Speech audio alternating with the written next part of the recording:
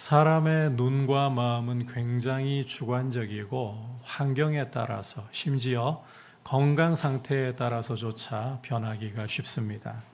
따라서 기준이 없다면 언제든지 객관적이지 못하다 보니까 자기 보고 싶은 대로, 자기 원하는 대로 판단하기 마련입니다. 따라서 한 시대를 마감하고 새로운 시대를 여는 상황에서 사람이 바르게 제대로 볼 수 있도록 기준을 잡아주는 것이 굉장히 중요합니다. 그래서 한 나라를 세울 때에도 건국 이념이라는 것이 있게 마련이고 작은 한 단체를 설립을 해도 설립 목적이라는 게 포함이 되게 마련인 것입니다. 오늘은 여러분과 함께 이런 기준에 대한 이야기를 좀 나누려고 합니다. 지난 시간 암몬 사람 나하스가 길르앗 야베스를 침공함으로써 이스라엘이 위기 상황에 처하는 것을 우리가 함께 보았습니다. 그런데 하나님께서는 이런 위기를 당신이 이스라엘 초대 왕으로 세우신 사울이 구원자로서 적합한 인물이다. 왕으로서 적합한 인물이다. 이걸 드러내시는 무대로 삼으셨습니다. 그러니까 사울이 이스라엘의 구원자 왕으로서의 노릇을 톡톡히 했다는 거죠. 자, 이런 상황을 보고서 이제 이스라엘은 사울을 이전에는 멸시하던 불량배들이 있었잖아요. 이 사람이 어찌 우리를 구원하겠느냐 그랬는데 이런 소리들은 온데간데 없이 사라지고 사울을 왕으로 옹립하면서 나라를 새롭게 하자. 이 길갈로 가서 나라를 새롭게 하고 사울을 왕으로 옹립하자라고 이제 함께 길갈로 갔습니다. 그러니까 소위 왕정 출범식이 오늘 말씀의 배경이라는 거예요. 그리고 이 사무엘상 12장은 많은 사람들이 사무엘의 고별 설교라고도 부르는데 쉽게 이야기하자면 간단히 요약하자면 사사 은퇴식이다. 왕정 출범식이면서 사사 은퇴식이다. 이렇게 여러분께서 오늘 말씀을 보시면 되는 겁니다. 여기에서 사무엘은 이제 사사 시대의 종식을 고하고 또 왕정 시대의 출범을 선포하게 되는 것입니다. 따라서 오늘 말씀을 간단하게 좀 요약을 하자면 이 왕정이라는 제도 안에서 왕과 백성이 어떻게 하나님 앞에서 처신해야 할 것인가, 삶의 기준을 잡아주는 말씀이다. 이렇게 보시면 된다는 거예요. 그래서 이것이 과거 이스라엘에게 주어진 말씀이지만 오늘 우리 예수 그리스도를 믿는 성도들에게도 동일하게 삶의 기준이 되는 말씀이기 때문에 하나님 앞에서 그리고 공동체를 향해서 어떻게 기준을 잡아야 할 것인가, 이제 말씀을 살펴보면서 이 부분을 두고 귀를 기울이도록 하겠습니다. 자, 첫 번째 기준은 한번 따라 합시다. 은혜를 잊지 말고 기억하라. 여호와께서 행하신 공의로운 일을 사무엘이 담론하리라고 하는데 이걸 바꿔 말하자면 은혜를 잊지 말고 기억하라. 이게 그리스도인에게 있어서 첫 번째 삶의 기준이 되어야 한다는 것입니다. 은혜를 잊지 말고 기억하라. 자, 오늘 말씀 1절부터 5절까지의 말씀은 사무엘이 이스라엘의 사사로서 섬겨왔던 날들을 회고하고 이스라엘 백성이 어떤 반응을 보여주는가 이걸 묘사를 하고 있습니다. 사무엘은 자신이 사사로 다스리는 동안에 남의 것을 빼앗거나 속이거나 압제하거나 뇌물을 받은 일이 전혀 없었다라고 자신의 삶을 회고하면서 만약 나에게 그런 일이 있었더라면 내가 너희에게 갚아주리라 선언을 하고 있습니다. 이 말을 들은 이스라엘 백성은 당신에게는 절대 그런 일이 없었습니다.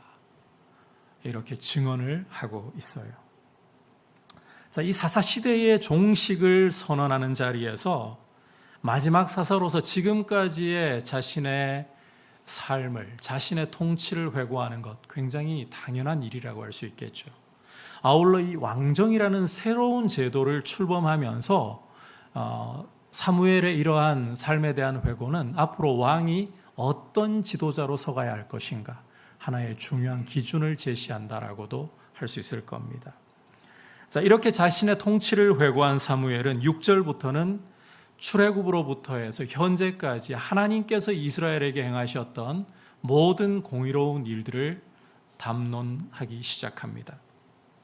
자, 그 중에서도 여러분께서 8절에서부터 11절까지를 보시면 야곱이 애굽에 들어간 후 이스라엘 조상들이 여호와께 부르짖을 때에 여호와께서 모세와 아론을 보내셔서 그들을 구원해서 가나안 땅에 살게 하셨다.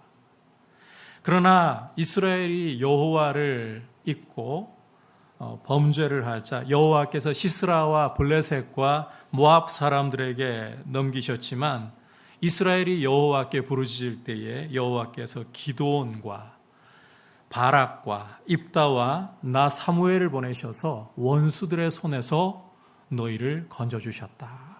여호와께서 이스라엘에게 행하신 모든 공의로운 일들에 대한 담론을 이렇게 펼쳐내고 있어요. 자, 이러한 은혜에도 불구하고 이스라엘이 어떻게 했는가? 암몬 사람 나하스가 쳐들어오는 위기 상황에서 어떻게 했는가? 함께 12절 읽어보도록 하겠습니다. 시작. 너희의 하나님 여호와께서는 너희의 왕이 되심에도 불구하고 너희가 내게 이르기를 아니라 우리를 다스릴 왕이 있어야 하겠다 하였도다. 자, 함께 읽은 말씀에서 사무엘은 이스라엘이 자신을 다스릴 왕이 있어야 한다라고, 왕을 요구했다라고 지적을 하고 있습니다. 여러분, 이 왕을 구하는 것 자체는, 다시 말해서 이 왕정이라는 제도 자체는 결코 잘못된 게 아니에요. 왜냐하면 신명기 17장을 읽어보시면 모세를 통해서 하나님께서 왕정에 대해서 이미 말씀을 하셨기 때문이에요. 왕정을 하나님이 허락하셨습니다. 문제는 왕정이 아니라 왕이신 하나님이 계심에도 불구하고 그 하나님을 거부하고 자기 구미에 맞는 왕, 자기 입맛에 맞는 왕을 이스라엘이 구했다는 데 있어요. 그게 문제의 본질인 거예요. 하나님이 왕 되는 것을 우리는 원치 않습니다. 우리는 눈에 보이는 왕, 우리를 위해서 전쟁에 앞서 나가서 싸워줄 이런 왕이 우리에게 필요한 것이지 보이지 않는 하나님 우리에게 필요한 것 아닙니다. 여러분, 이런 이스라엘의 요구는 사실상 지금까지 구원의 은혜를 베풀어 주셨던 하나님의 은혜를 완전히 망각하는 거예요. 배은망덕이라는 거죠. 이게 이스라엘 문제의 본질에 있었다는 것입니다. 사무엘이 바로 이 문제를 지적을 하고 있는 겁니다. 주목할 것은 이게 사무엘의 지적만이 아니라 하나님도 동일하게 증언하신다는 거예요. 함께 16절에서부터 18절까지 한 목소리로 보시겠습니다. 시작.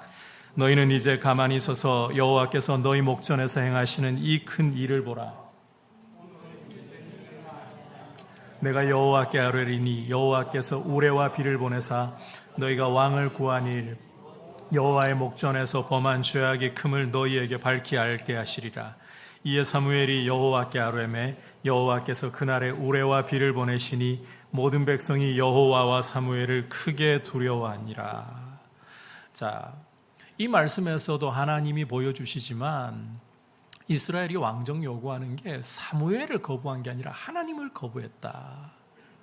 그 증거로 사무엘이 하나님께 아뢰을 때에 이 마른 하늘의 날벼락이 하나님이 갑자기 우레와 비를 보내셔서 사무엘의 말을 증명하시잖아요.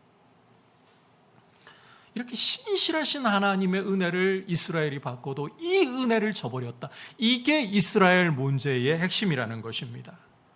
여러분, 성도는 은혜를 계수하고 은혜를 기억할 줄 알아야 돼요. 은혜를 망각하는 배은망덕함에 결코 빠져서는 안 된다는 것입니다.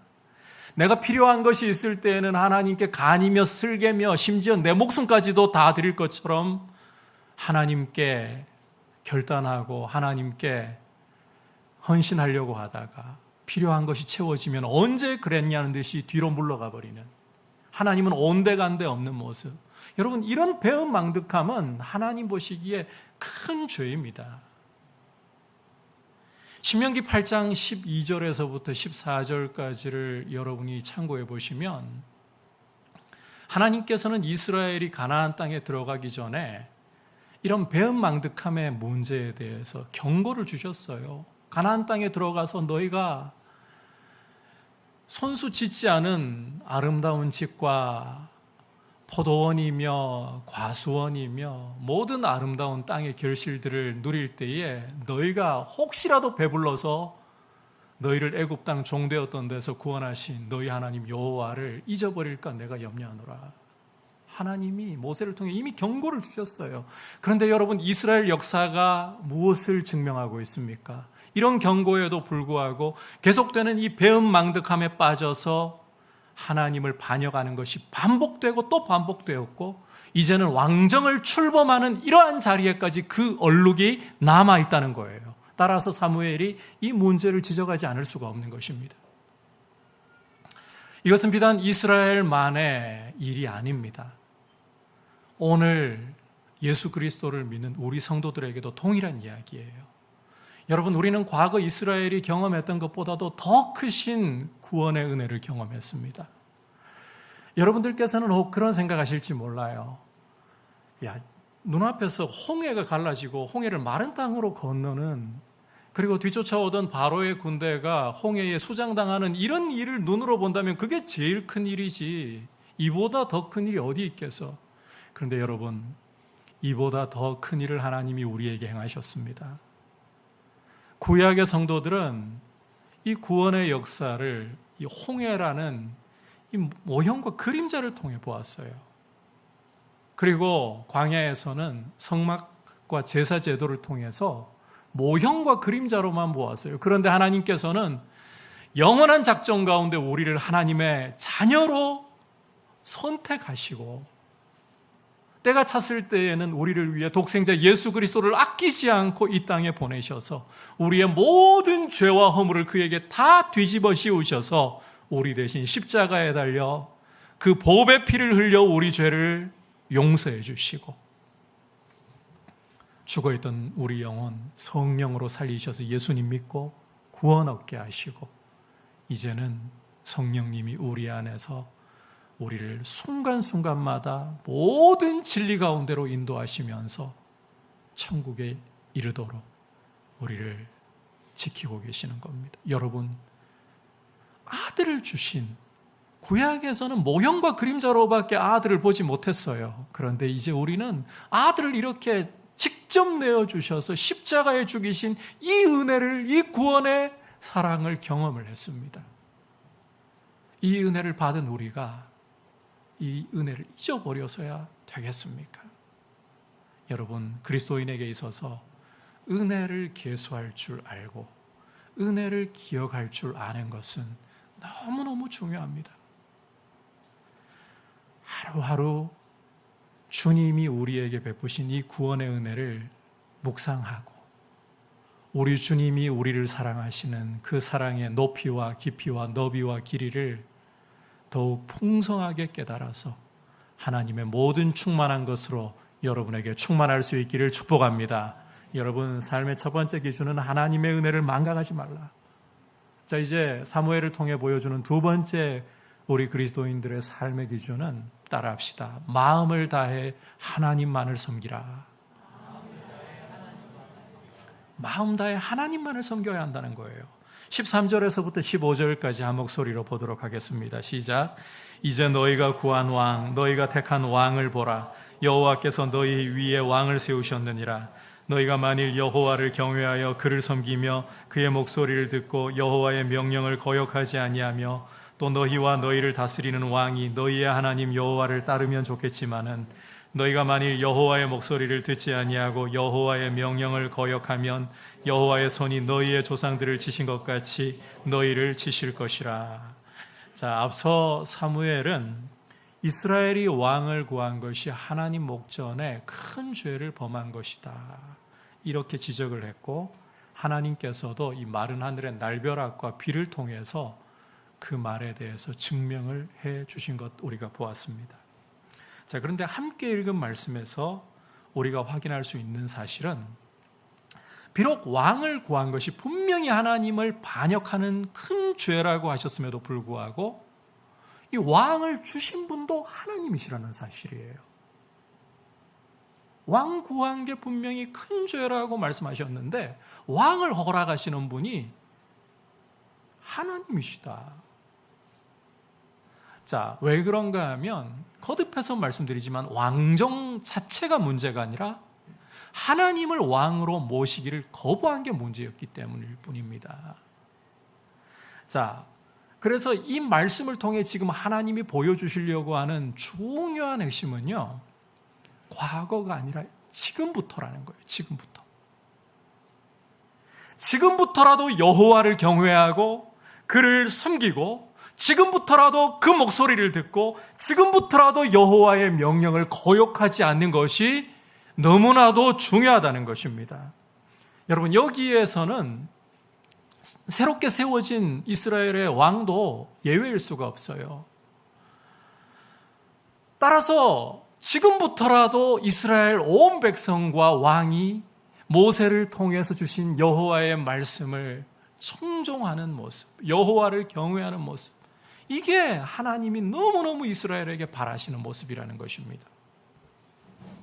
만약 이 하나님의 뜻을 저버릴 경우에는 하나님께서 너희 조상들을 치셨던 것처럼 너희를 치실 것이라.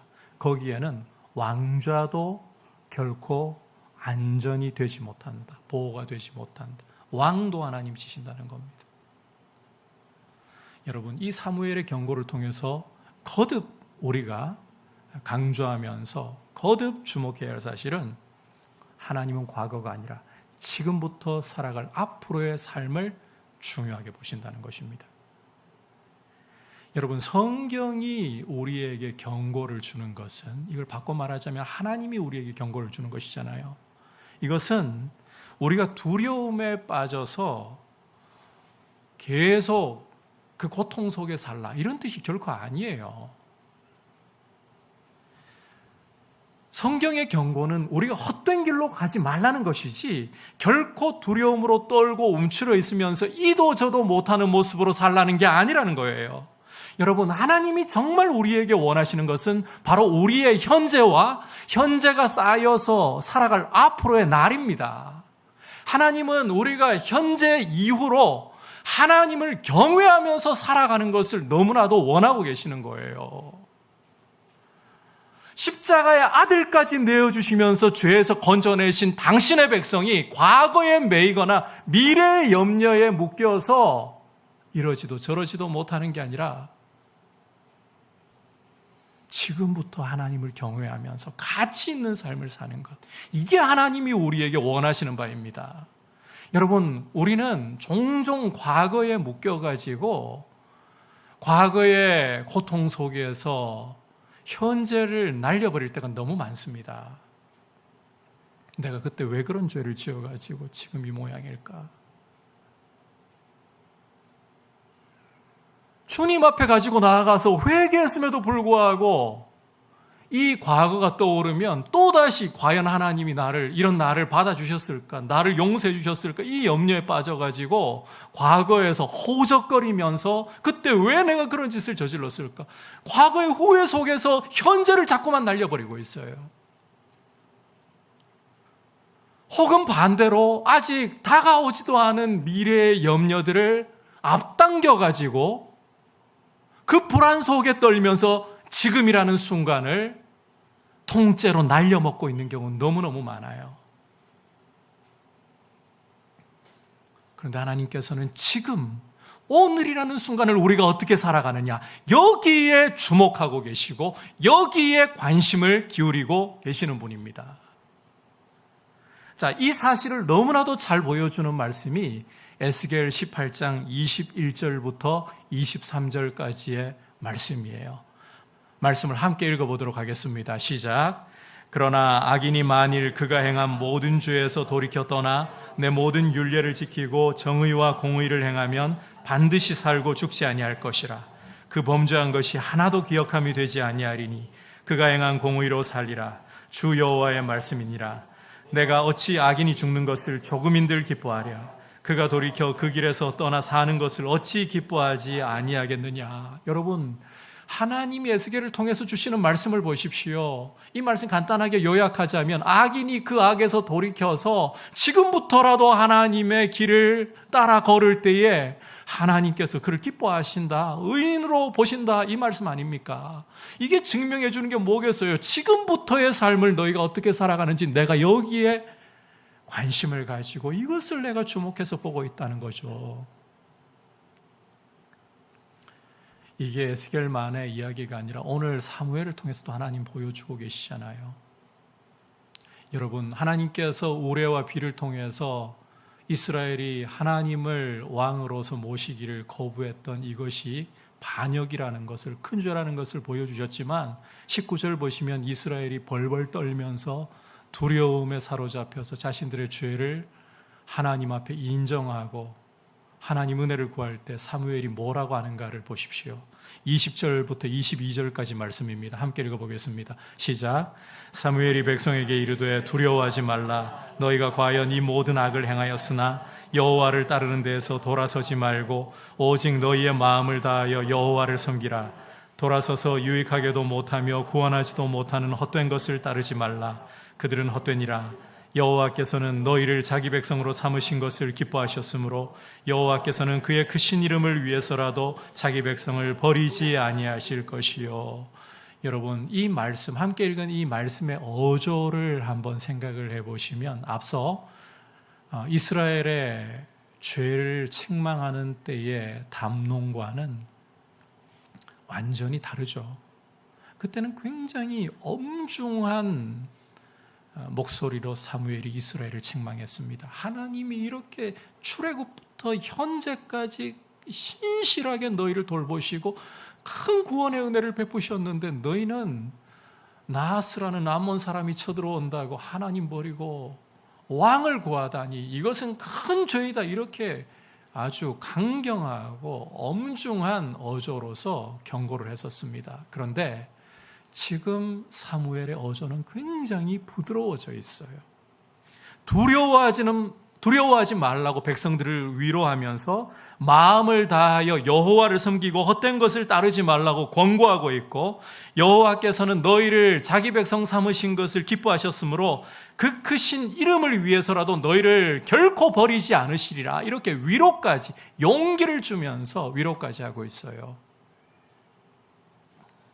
여러분, 이 말씀이 뭘 보여주겠습니까? 하나님은 과거에 지나간 것에 집착하고 우리의 과거를 가지고 우리를 붙들어서 앞으로 못 나아가게 하시는 분이 아니라 오히려 지금부터 우리가 어떻게 앞으로 살아갈 것인가, 이제부터라도 나를 경외하고 내 목소리를 청종하는 길을 걸어가라. 이걸 너무너무 원하고 계신다는 거예요. 게다가 사무엘은 하나님께서 이스라엘을 자기 백성 삼으신 거 기뻐하셨다라고 말씀을 하고 있죠. 이게 그냥 사무엘의 입 빨린 소리가 아니에요. 과거 이스라엘이라는 민족에게만 해당하는 게 아니에요. 여러분, 하나님께서도 우리를 자기 백성 삼으신 거 기뻐하시는 분이십니다. 로마서 5장 8절을 보시면 우리가 아직 죄인 되었을 때에 그리스도께서 우리를 위하여 죽으심으로 하나님께서 우리에게 대한 자기의 사랑을 확증하셨다라고 말씀을 하고 있어요. 자기 아들을 우리 대신 십자가에 내어주실 정도로 우리를 하나님 백성 삼으신 것을 하나님은 기뻐하시는 분입니다. 영원한 작정 가운데 이 일을 계획하시고 이루셨기 때문에 하나님의 이 작정, 우리를 당신 백성 삼으시려는 이 작정은 결단코 후회하심이 없습니다. 때로 우리는 하나님 앞에 거룩하게 살겠다고, 하나님을 기쁘시게 하면서 살겠다라고 결단하고 기도하고 돌아서서 채 5분도 안 돼서 우리가 염려하던 일들이 마음에 밀려오고 또다시 우리가 빠져있던 여러 가지 우리의 좋아하던 것들에 마음이 끌려갈 때 이런 나를 하나님이 기뻐하실 수 있을까? 내가 봐도 한심한 내 모습인데 이런 생각을 참 많이 하곤 합니다. 그런데 여러분, 하나님은 우리 이런 모습까지도 알고 계시고 에베소서 1장에서 분명히 보여주고 제가 여러분에게도 오늘 계속 강조하고 있잖아요. 하나님은 영원한 작정 가운데 우리를 당신의 자녀들로 선택하신 거예요. 이런 줄 알고 계십니다. 그럼에도 불구하고 우리를 아들을 대신 십자가에 내어주셔서 구원하셨고 우리를 자기 백성 삼으신 것을 기뻐하십니다. 그러므로 중요한 것은 어제가 아니에요. 마귀가 어제의 일들을 가지고서 어제의 죄악을 가지고서 여러분의 발목을 잡고 하나님은 이런 죄 용서하실 수 있을까? 내가 충분히 가슴 절절히 회개하지도 않은 것 같은데 이런 죄가 또 내 마음에 솟구쳐 올라오고 또 반복해서 죄를 짓는데 이런 내 모습을 하나님이 풀어주실 수 있을까? 마귀가 계속해서 이렇게 우리를 죄 가운데 사로잡혀 있게 만들려고 합니다. 그러나 여러분, 예수 그리스도의 보혈은 우리의 모든 죄와 허물을 씻었습니다. 그 피 앞에 씻지 못할 죄가 없습니다. 씻지 못할 여러분의 과거가 없습니다. 하나님께서는 우리가 넘어질 때에, 우리가 실패하고 죄를 지을 때에 그 과거에 묶여있는 것이 아니라 그 과거를 가지고 주님 앞에 나아가 아뢰고 이제는 십자가 붙들고 일어나서 순종으로 한 걸음 한 걸음 앞으로 나아가기를 원하고 계십니다. 여러분, 여러분의 연약함에 초점을 맞추지 말고 여러분의 과거에 초점에 맞추지 말고 주님이 지금과 앞으로 어떻게 살아갈 것을 내게 원하시는가, 여기에 초점을 맞추고 순종에 초점을 맞추려고 하시기를 바랍니다. 그리고 또 여러분들에게 아직 닥치지 않은 미래에 대해서, 이 불확실한 미래에 대해서 그 염려에 빠져가지고 제발 시간을 낭비하기보다 나의 앞길을 계획하시고 나의 앞길을 잘 알고 계시고 주장하시는 그 주님께 내 인생을 맡겨서 여러분들의 마음이 현재 주님의 말씀에 순종하는데 사도 바울과 같이 예수 그리스도를 향해, 표대를 향해 앞으로 나아가는데 초점을 맞추고 현재를 가치 있게, 여러분의 앞으로의 삶을 가치 있게 살아갈 수 있기를 주님의 이름으로 축복합니다. 가치 있게 살아가는 삶은요, 하나님을 경외하는 데 있어요. 여러분, 많은 돈 벌어서 가치 있는 삶이 아니에요. 여러분이 바라던 성공을 이루어서 가치 있는 삶이 아니에요. 가치 있는 삶은 하나님을 경외하는 데 있습니다. 이런 모습으로 지금 이후가 하나님께 드려질 수 있기를 바랍니다. 이제 마지막으로 세 번째 기준은 공동체를 향한 것인데 한번 따라합시다. 자리보다 사역에 집중하자. 내가 너희를 위해 기도하기를 쉬는 죄를 결코 범하지 아니하리라. 이걸 바꾸면 이런 말이 되는 거예요. 자리보다 사역에 집중하자. 23절 함께 읽어보겠습니다. 시작. 나는 너희를 위하여 기도하기를 쉬는 죄를 여호와 앞에 결단코 범하지 아니하고 선하고 의로운 길을 너희에게 가르칠 것인지. 자, 앞서 말씀드렸다시피 오늘 이 사무엘상 12장은 왕정 출범식이면서 동시에 사무엘의 사사 은퇴식이라고 했잖아요. 자, 이 사사 은퇴식에서 이제 사무엘은 고별 설교를 하면서 이렇게 이야기를 할 수도 있을 것 같습니다. 지금까지 내가 사사로서 다스려온 이 오랜 세월 충분히 알 만큼 했다. 그러니 이제 다음은 너희 이스라엘 백성 그리고 세워질 왕의 몫이다. 나는 다 손 떼련다. 이럴 수도 있잖아요.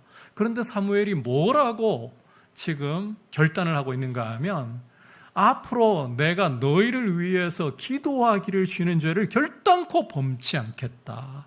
내가 너희를 위해서 계속해서 쉬지 않고 기도하겠다. 그리고 하나님의 말씀의 길로서 너희를 의롭고 선하게 가르치는 일을 이어나가겠다. 여러분, 이 결단이, 이 이야기가 뭔가 권력이나 자리가 탐나서 하는 이야기가 아니에요. 비록 사사로서는 은퇴하지만 아직까지 사무엘은 선지자로서 하나님이 세우신 이 사명이 있어요. 이 사역이 있어요. 여기에 끝까지 충성하겠다는 거예요. 비록 왕정이 시작되어서 자리에서는 물러날지라도 나는 선지자로서 하나님이 나에게 맡겨주신 이 사명, 이 사역, 이걸 죽을 때까지 나는 충성스럽게 감당할 것이다. 여러분, 이게 정말 공동체에 큰 힘을 싣는 태도입니다. 이 반대로 가는 게 정말 문제예요. 자리는 차지하려고 하고 자리는 놓지 않으려고 하는데 사역에는 관심이 없어요. 남들이 섬기고 사역하는 것을 보면 뒷짐지고 손가락질하면서 판단이 나고, 여러분, 이건 공동체를 돕기는커녕 무너뜨리는 지름길이 되는 거예요.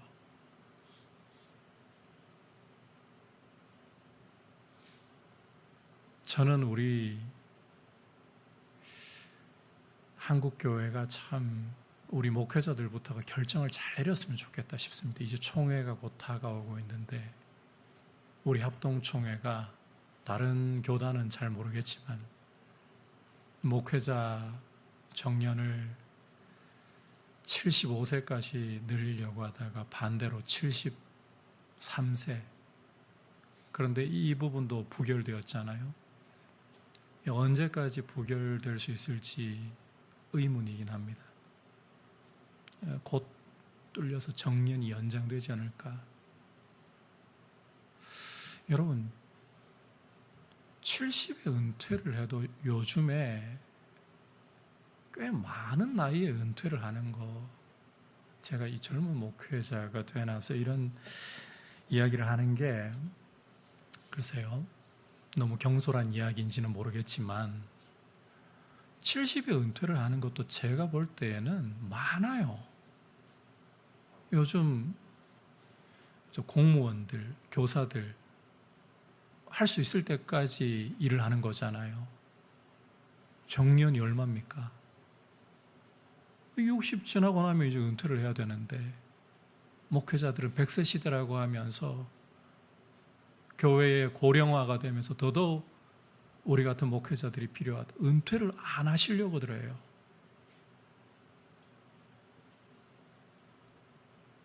은퇴해도 여러분 사역은 끝나지 않아요. 오히려 목회자가 없는 시골 지역이라든지 도서 지역에 가서 교회를 위해 봉사할 수도 있잖아요. 근데 자리를 안 놓고 싶어 해요. 여러분, 자리는 차지하려고 하면서 사역은 하지 않으려고 하는, 판단이 나고 손가락질이 나는, 이건 공동체를 무너뜨리고 결국은 하나님을 참 우습게 여기는 태도입니다. 저는 우리 민들레 교회가 그랬으면 좋겠어요. 특히 앞서 있는 지도자들이, 앞서 있는 우리 직분자들이 자리를 내려놓더라도, 사무엘처럼 자리가 아니라도 하나님이 나에게 맡겨주신 사역을 위해서, 섬김을 위해서 끝까지 충성하고 주님이 피로 사신 교회를 위해 섬기겠습니다, 이런 기준을 가지고 살아가시는 그런 귀한 분들 되셨으면 좋겠어요. 이러한 지도자들이 많아지잖아요. 교회는 굉장히 건강해집니다. 우리 민들레 교회가 정말 주님을 사랑하고 주님의 은혜를 계수할 줄 아는 교회가 되었으면 좋겠습니다.